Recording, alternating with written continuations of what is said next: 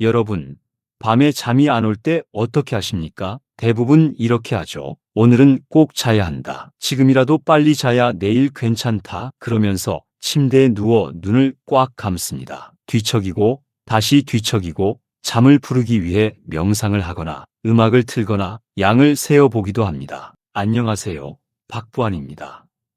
그런데 오늘 제가 드릴 이야기는 조금 충격적으로 들릴 수 있습니다. 잠을 자려고 애쓰는 행동이 오히려 잠을 더 깨우는 행동일 수 있습니다. 많은 분들이 이 사실을 모르고 있습니다. 잠은 노력해서 얻는 것이 아니라 몸이 준비되면 자연스럽게 찾아오는 현상입니다. 그런데 우리는 잠을 억지로 끌어오려고 합니다. 그 순간 뇌는 이렇게 판단합니다. 지금 중요한 일이 벌어지고 있다. 몸을 깨워야 한다. 그리고 각성 반응을 일으킵니다. 그래서 이런 경험을 하게 됩니다. 막상 누워서 잠을 자려고 하면 갑자기 정신이 또렷해지고 심장이 조금 빨라지고 머릿속 생각이 더 많아지고 눈이 더 또렷해지는 느낌. 많은 분들이 왜 나는 누우면 더 잠이 안 올까? 이 질문을 합니다. 사실 이유는 아주 단순합니다. 우리 뇌는 잠을 억지로 밀어넣는 방식으로는 절대 잠들지 않도록 만들어져 있기 때문입니다. 잠은 생존 시스템입니다. 우리 몸은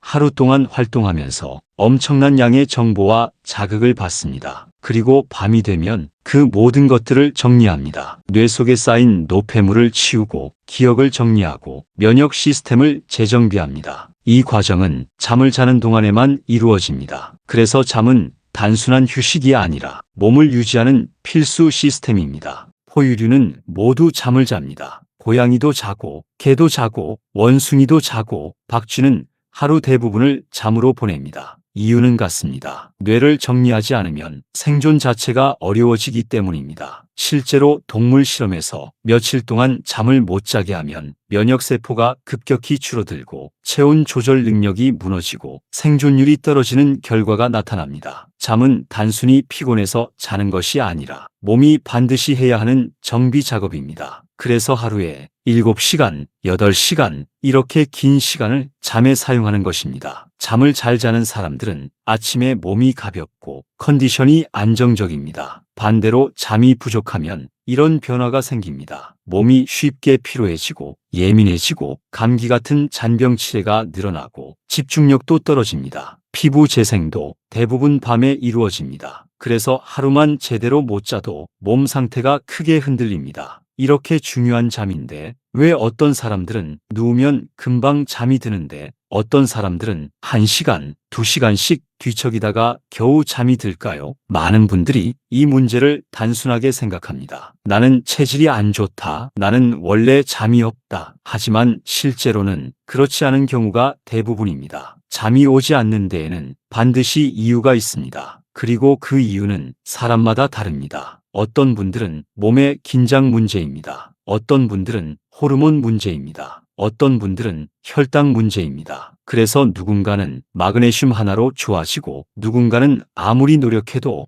효과가 없는 겁니다. 오늘 영상에서는 단순히 잠을 부르는 방법만 이야기하지 않겠습니다. 그보다 더 중요한 것, 내가 왜 잠을 못 자는지 그 원인을 찾는 방법을 이야기하겠습니다. 내 몸이 어떤 타입인지 알게 되면 잠 문제의 절반은 이미 해결된 것입니다. 그리고 영상 후반에서는 실제로 수면 클리닉에서 사용되는 방법들 중 효과가 검증된 방법도 차례로 설명드리겠습니다. 먼저 한 가지 질문을 드리겠습니다. 왜 나이가 들수록 잠이 점점 어려워질까요? 젊을 때는 머리만 대면 잠이 들었는데 어느 순간부터 잠들기까지 오래 걸리고 자다가도 자주 깨고 아침에 일어나도 개운하지 않은 느낌. 많은 분들이 이 변화를 경험합니다. 이것은 의지가 약해진 것이 아닙니다. 몸 안에서 실제로 변화가 일어나고 있기 때문입니다. 가장 먼저 일어나는 변화는 멜라토닌 감소입니다. 멜라토닌은 몸에게 이제 잠잘 시간이라는 신호를 보내는 호르몬입니다. 이 호르몬은 젊을 때는 충분히 분비됩니다. 하지만 나이가 들면서 점점 줄어들기 시작합니다. 이 변화는 20대부터 이미 시작됩니다. 40대가 되면 젊을 때의 절반 수준으로 줄어들고 60대가 되면 젊을 때의 30% 정도만 남는 경우도 있습니다. 이렇게 되면 몸은 어떤 상태가 될까요? 졸림이라는 신호가 예전보다 약해집니다. 그래서 누워 있어도 눈은 감기지만 잠이 깊게 들어가지 않습니다. 잠이 늦게 시작되는 이유가 바로 이것입니다. 그리고 또 하나 중요한 변화가 있습니다. 뇌의 온도 조절 능력입니다. 사람의 뇌는 잠들기 전에 중심 체온을 조금 낮춥니다. 대략 0.3도 정도 떨어지면 뇌가 잠 모드로 들어갑니다. 그런데 나이가 들면 이 온도 조절 기능이 예전만큼 잘 작동하지 않습니다. 그래서 몸은 누워 있는데 뇌는 아직 활동 상태인 경우가 많습니다. 이 상태에서는 잠이 쉽게 오지 않습니다. 누우면 오히려 생각이 많아지고 하루 동안 있었던 일들이 갑자기 떠오르기도 합니다. 많은 분들이 이 현상을 경험합니다. 그리고 또 하나 중요한 변화가 있습니다. 자율신경의 균형입니다. 우리 몸에는 두 가지 중요한 시스템이 있습니다. 하나는 활동 모드입니다. 낮 동안 일하고 움직이고 집중할 때 사용하는 시스템입니다. 이것을 교감신경이라고 합니다. 반대로 몸을 쉬게 하고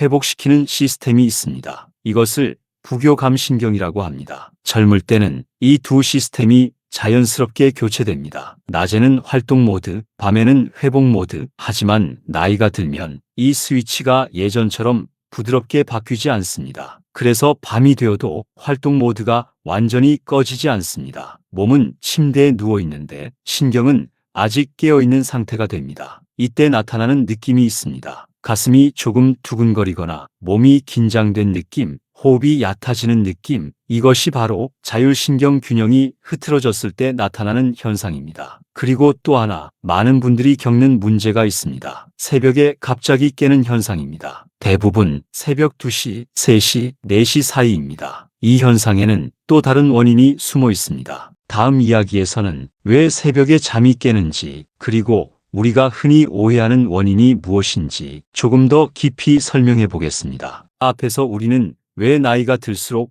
잠이 어려워지는지에 대해 이야기했습니다. 멜라토닌이 줄어들고 뇌의 온도 조절 기능이 떨어지고 자율신경의 균형이 예전처럼 부드럽게 바뀌지 않는다는 이야기였죠. 그런데 여기서 많은 분들이 하나 더 궁금해 하십니다. 나는 꼭 새벽에 깨요. 2시나 3시쯤 되면 눈이 번쩍 떠집니다. 화장실 때문에 깨는 것 같기도 하고요. 이 이야기를 하는 분들이 정말 많습니다. 하지만 실제로 상담을 해보면 생각보다 많은 경우에서 화장실이 원인이 아닙니다. 물론 방광 문제로 깨는 분들도 있습니다. 하지만 상당수는 다른 이유 때문에 먼저 깹니다. 그리고 깨고 나서 화장실에 가는 것입니다. 이 차이를 이해하는 것이 중요합니다. 많은 경우의 원인은 혈당입니다. 조금 쉽게 설명해 보겠습니다. 저녁 식사를 하고 나서 간식이나 빵, 면, 달콤한 음식들을 드시고 늦은 시간에 잠자리에 드는 경우가 있습니다. 이때 혈당이 한번 크게 올라갑니다. 문제는 그 다음입니다. 잠든 뒤 몇 시간 지나면 혈당이 급격히 떨어지는 순간이 옵니다. 몸은 이 상황을 위험 신호로 받아들입니다. 에너지가 부족하다. 몸을 깨워야 한다. 그래서 몸은 아드레날린과 코르티솔 같은 호르몬을 분비합니다. 이 호르몬들은 몸을 깨우는 역할을 합니다. 그래서 갑자기 눈이 떠집니다. 많은 분들이 이 순간을 이렇게 표현합니다. 갑자기 정신이 또렷해졌어요. 심장이 조금 빨리 뛰는 느낌이었어요. 다시 잠이 안 오더라고요. 바로 그 현상입니다. 그리고 깨고 나면 자연스럽게 화장실이 생각납니다. 그래서 대부분은 이렇게 생각합니다. 나는 방광 때문에 깨는구나. 하지만 실제로는 몸이 먼저 깨어난 것입니다. 이런 차이를 이해하면 왜 어떤 날은 잘 자다가도 어떤 날은 꼭 새벽에 깨는지 조금 더 이해가 됩니다. 그리고 또 하나 중요한 변화가 있습니다. 바로 깊은 잠의 감소입니다. 사람의 잠은 한 가지 상태가 아닙니다. 얕은 잠과 깊은 잠이 주기적으로 반복됩니다. 이 깊은 잠이 몸 회복의 가장 중요한 단계입니다. 이때 뇌는 낮 동안 쌓인 노폐물을 정리하고 기억을 정리하고 면역 시스템을 조정합니다. 그런데 나이가 들수록 이 깊은 잠을 만드는 뇌파가 약해집니다. 그래서 어떤 일이 생기냐면 잠은 잤는데 잔 것 같지 않은 느낌이 생깁니다. 조금만 소리가 나도 깨고 몸은 누워 있는데 뇌는 계속 깨어있는 느낌이 들기도 합니다. 그래서 아침에 일어나면 이런 말을 하게 됩니다. 분명 잠은 잤는데 너무 피곤하다, 몸이 무겁다, 개운하지가 않다. 많은 어르신들이 이런 이야기를 합니다. 하지만 여기서 중요한 것은 이 모든 변화가 누군가의 잘못이 아니라는 것입니다. 몸의 시스템이 변하고 있는 것입니다. 멜라토닌이 줄고 온도 조절이 약해지고 자율신경의 전환이 느려지고 깊은 잠이 줄어들고 이 모든 것이 겹치면서 잠이 점점 어려워지는 것입니다. 그래서 억지로 잠을 자려고 애쓰는 방법으로는 이 문제를 해결하기 어렵습니다. 겉으로 보면 원인이 여러 가지인 것 같지만 안쪽을 들여다보면 한 가지 공통된 축이 있습니다. 바로 스트레스 호르몬입니다. 코르티솔이라는 호르몬입니다. 많은 분들이 이렇게 말합니다. 저는 스트레스 별로 없어요. 하지만 코르티솔은 단순히 감정적인 스트레스에서만 올라가는 호르몬이 아닙니다. 몸이 긴장 상태라고 느끼면 자동으로 올라갑니다. 예를 들어 혈당이 떨어질 때도 올라가고 체온이 변할 때도 올라가고 몸이 불안정하다고 느낄 때도 올라갑니다. 이 호르몬이 많아지면 멜라토닌이 제대로 만들어지지 않습니다. 그래서 몸은 쉬고 싶어 하는데 뇌는 계속 깨어 있으려고 합니다. 그래서 이런 상황이 만들어집니다. 밤에 자꾸 깨고 한번 깨면 다시 잠들기 어렵고 잠을 자도 깊게 못 자는 느낌, 그리고 이 상태가 계속 반복되면 또 다른 문제가 생깁니다. 짜증이 늘어나고 피로가 쌓이고 몸이 예민해집니다. 그러면 또 스트레스가 생깁니다. 그러면 코르티솔이 더 올라갑니다. 이렇게 악순환이 만들어집니다. 그래서 우리가 해야 할 일은 생각보다 단순합니다. 몸이 긴장 상태로 들어가지 않도록 환경을 만들어주는 것입니다. 이것이 잠 문제 해결의 핵심입니다. 그런데 여기서 한 가지 많은 분들이 오해하는 이야기가 있습니다. 머리만 대면 바로 자는 사람이 부럽다, 이런 말을 자주 듣습니다. 하지만 이것도 조금 다르게 볼 필요가 있습니다. 머리를 대자마자 바로 잠드는 사람이 항상 건강한 수면을 가진 것은 아닙니다. 오히려 너무 피곤해서 수면 빚이 쌓여 있는 경우도 많습니다. 몸이 너무 피곤하면 바로 잠들 수 있습니다. 하지만 중요한 것은 얼마나 빨리 잠드느냐가 아니라 얼마나 깊게 잠드느냐입니다. 깊은 잠은 뇌파 단계가 충분히 형성되어야 합니다. 이것은 단순히 빨리 잠드는 것과는 다른 문제입니다. 그래서 다른 사람과 비교할 필요는 없습니다. 중요한 질문은 하나입니다. 내 몸이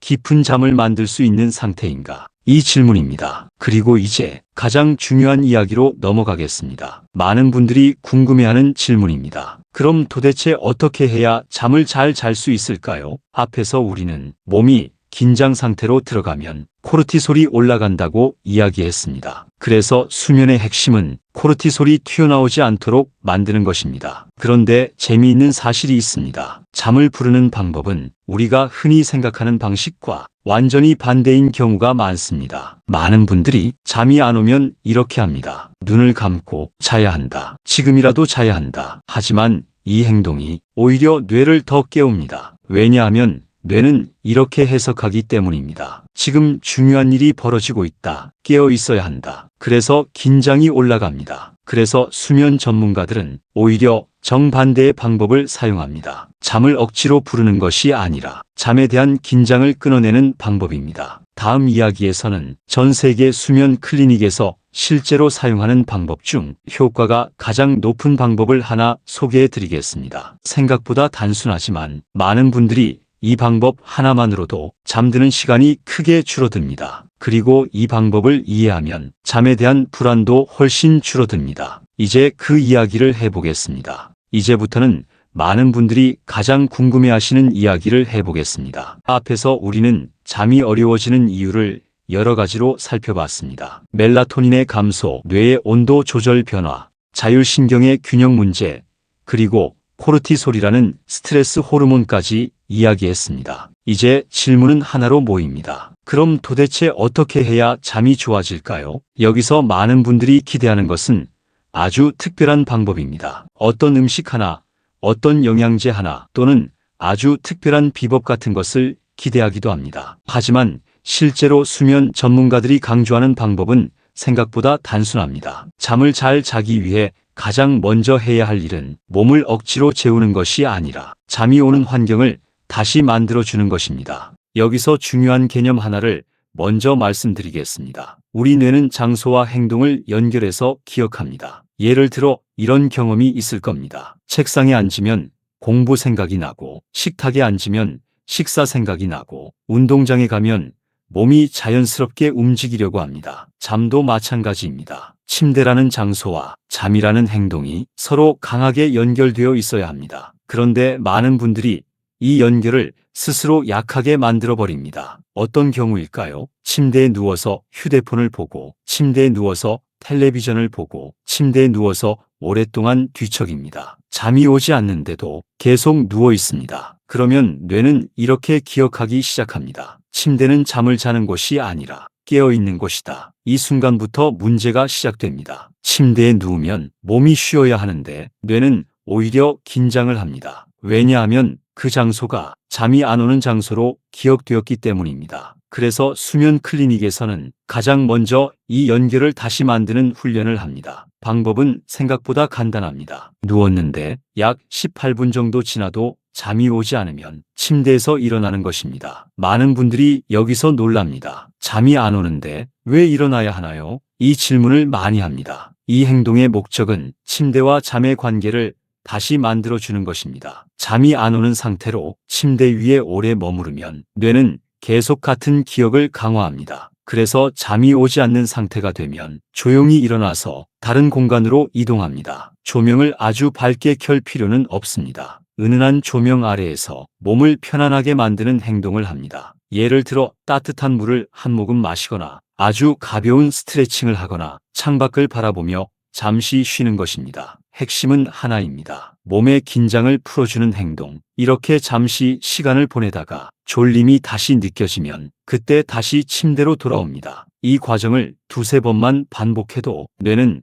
새로운 연결을 만들기 시작합니다. 침대는 잠을 자는 장소다. 그리고 이 연결이 다시 만들어지면 침대에 누웠을 때 몸이 훨씬 빠르게 잠 모드로 들어갑니다. 두 번째 방법은 조금 재미있는 방식입니다. 많은 분들이 이 방법을 처음 들으면 의아해합니다. 잠을 자려고 하지 말고 오히려 잠을 버티려고 해보라는 방법입니다. 조금 이상하게 들릴 수 있습니다. 하지만 이 방법은 전 세계 수면 클리닉에서 실제로 사용되는 방법입니다. 원리는 간단합니다. 앞에서 우리는 잠을 자려고 애쓸수록 뇌가 각성 반응을 보인다고 이야기했습니다. 그래서 이 긴장을 끊어주는 것이 중요합니다. 방법은 이렇게 합니다. 침대에 누웠을 때 눈을 꼭 감고 잠을 기다리는 것이 아니라 속으로 이렇게 생각합니다. 오늘은 잠을 자지 않아도 괜찮다. 나는 깨어 있어도 된다. 잠을 억지로 부르지 않겠다는 태도를 가지는 것입니다. 그러면 뇌는 긴장을 풀기 시작합니다. 사람의 뇌는 참 재미있는 구조를 가지고 있습니다. 하지 말라고 하면 오히려 더 하고 싶어집니다. 아이들에게 빨리 자라고 하면 아이들은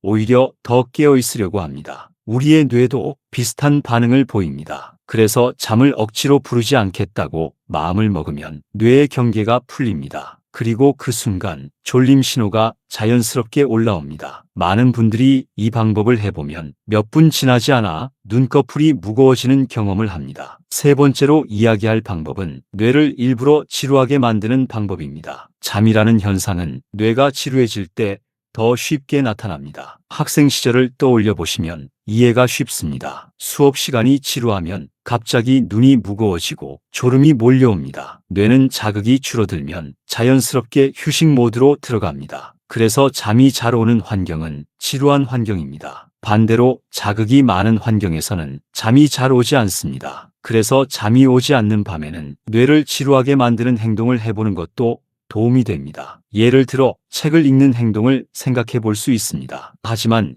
여기서 중요한 점이 있습니다. 내용을 집중해서 읽는 것이 아니라 아주 천천히 페이지를 넘기며 가볍게 보는 것입니다. 읽으려고 노력할 필요는 없습니다. 그저 페이지를 넘기고 또 넘기고 또 넘기고 이 반복적인 행동은 뇌를 점점 지루하게 만듭니다. 그리고 지루함이 깊어지면 졸림이 자연스럽게 올라옵니다. 이 방법은 단순해 보이지만 실제로 많은 분들이 효과를 경험하는 방법입니다. 이렇게 세 가지 방법을 말씀드렸습니다. 침대와 잠의 관계를 다시 만드는 방법, 잠을 억지로 부르지 않는 역설적인 방법, 뇌를 지루하게 만드는 방법, 이 세 가지는 수면 전문가들이 공통적으로 강조하는 기본 원리입니다. 하지만 여기서 끝이 아닙니다. 잠이 잘 오기 위해서는 몸의 상태도 함께 준비되어야 합니다. 특히 중요한 것이 체온의 변화입니다. 사람의 몸은 체온이 조금 내려갈 때 잠이 쉽게 시작됩니다. 그래서 다음 이야기에서는 체온을 자연스럽게 떨어뜨려 잠을 돕는 방법과 많은 분들이 놓치고 있는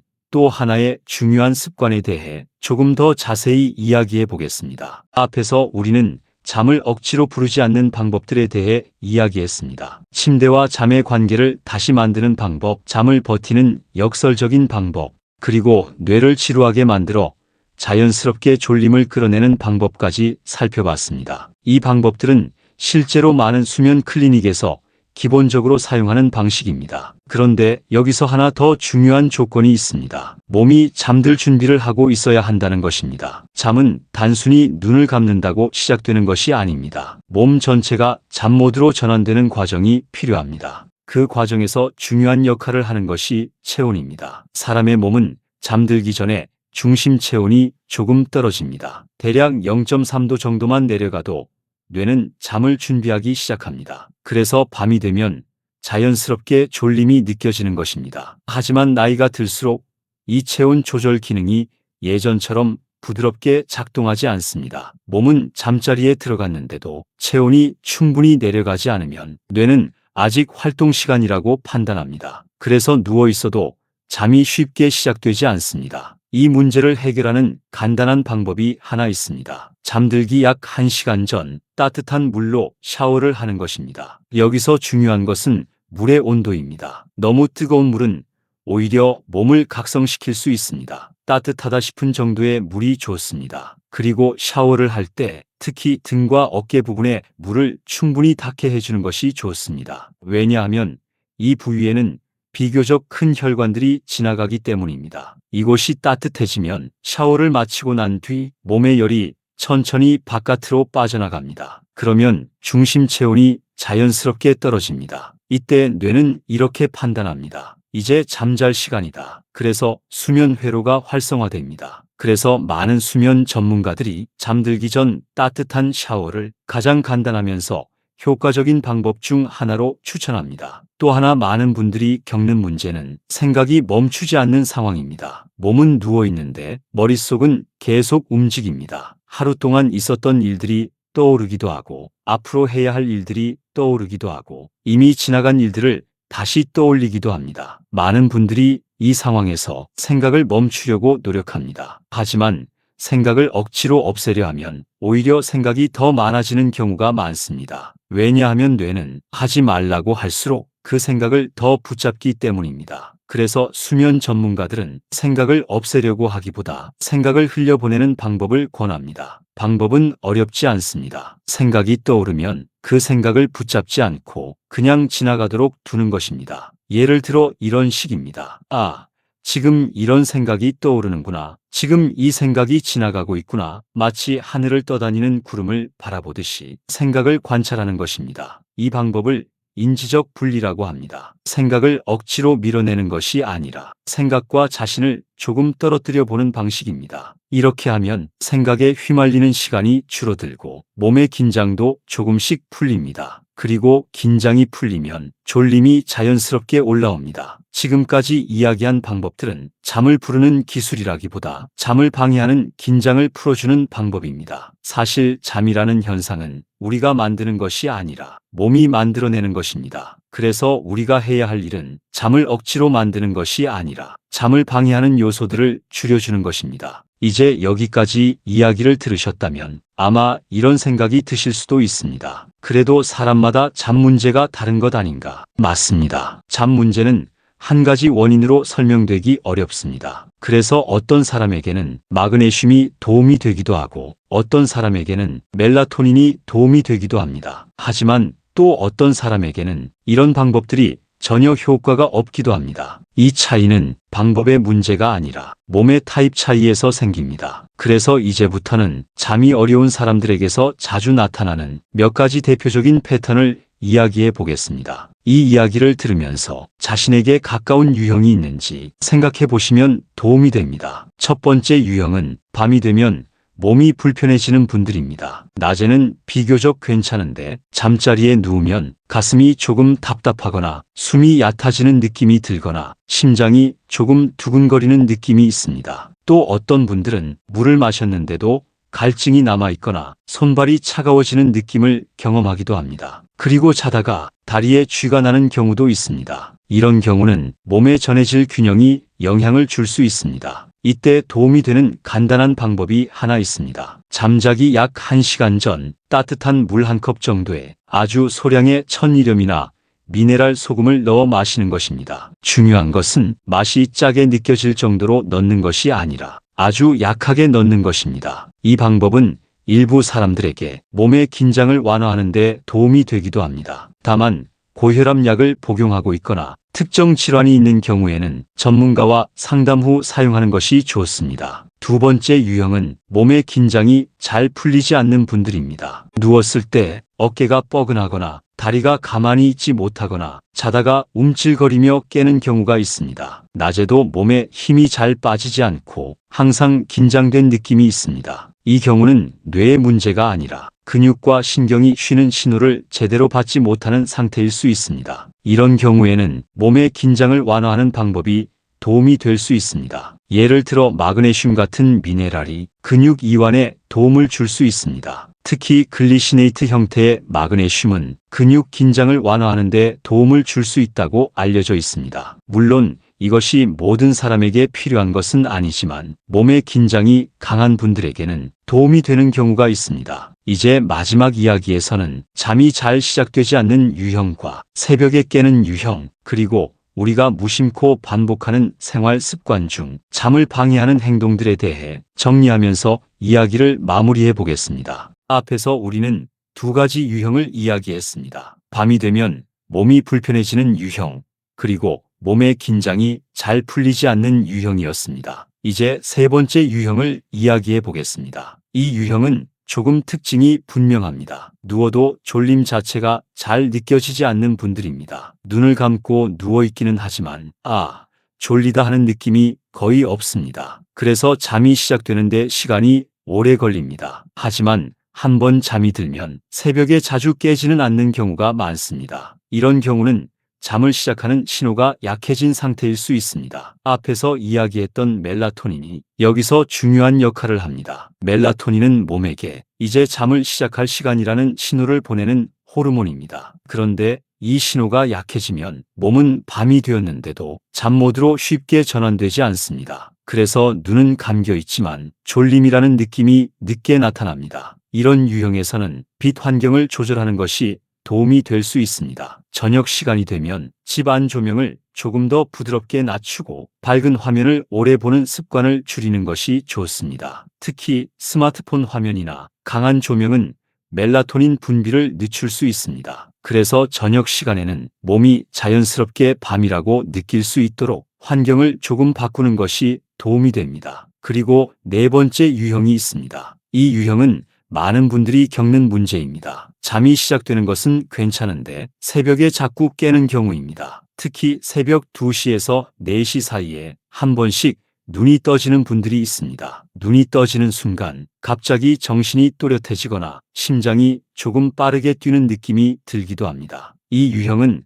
앞에서도 잠깐 이야기했던 것처럼 혈당 변화와 관련이 있는 경우가 있습니다. 저녁 식사 후에 단 음식이나 탄수화물 위주의 간식을 먹고 바로 잠자리에 들면 잠든 뒤 몇 시간 후 혈당이 급격히 떨어질 수 있습니다. 몸은 이 상황을 위험 신호로 받아들입니다. 그래서 아드레날린 같은 호르몬을 분비하면서 몸을 깨웁니다. 이 과정에서 새벽에 눈이 떠지는 현상이 생깁니다. 그래서 이런 유형에서는 저녁 식사 시간과 음식 종류를 조금 조절하는 것이 도움이 될 수 있습니다. 잠자기 직전에 단 음식을 많이 먹거나 빵이나 면 같은 음식을 먹는 습관이 있다면 이 부분을 한번 점검해 보는 것이 좋습니다. 지금까지 네 가지 유형을 이야기했습니다. 몸에 전해질 균형과 관련된 유형, 몸의 긴장이 강한 유형, 졸림 신호가 약한 유형, 그리고 새벽에 깨는 유형. 이렇게 보면 잠 문제는 하나의 방법으로 해결되는 문제가 아니라는 것을 알 수 있습니다. 그래서 어떤 사람에게는 마그네슘이 도움이 되고 어떤 사람에게는 멜라토닌이 도움이 되기도 합니다. 하지만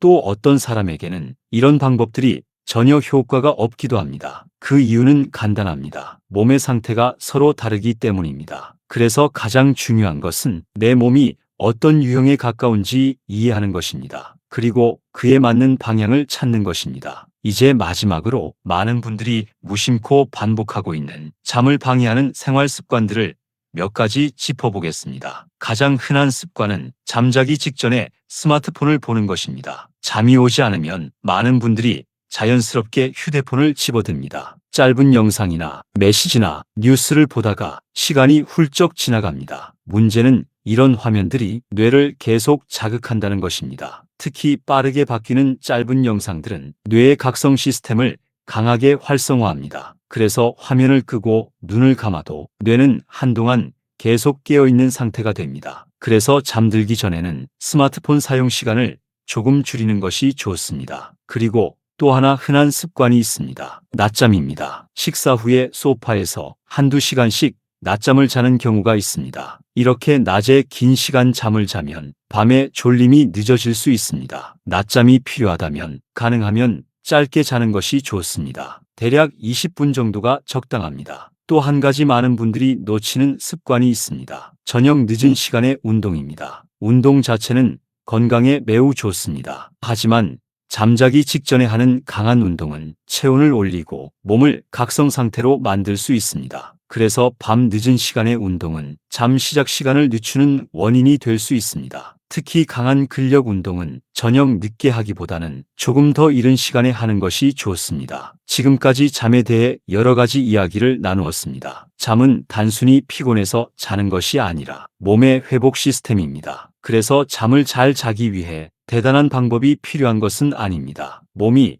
긴장 상태로 들어가지 않도록 환경을 만들어주는 것이 중요합니다. 잠을 억지로 부르기보다 몸이 자연스럽게 잠을 시작할 수 있도록 방해 요소를 줄여주는 것이 핵심입니다. 오늘 밤에는 조금 덜 애쓰고 조금 더 편안하게 누워보시기 바랍니다. 잠을 꼭 자야 한다는 생각보다 몸이 쉬는 시간을 준다는 느낌으로 하루를 마무리해 보시면 좋겠습니다. 부모님 건강을 쉽게 정리해드립니다. 도움되셨다면 구독과 좋아요로 함께 해주세요. 몰라서 지나치지 않도록 부모님께 하나씩 부하나입니다.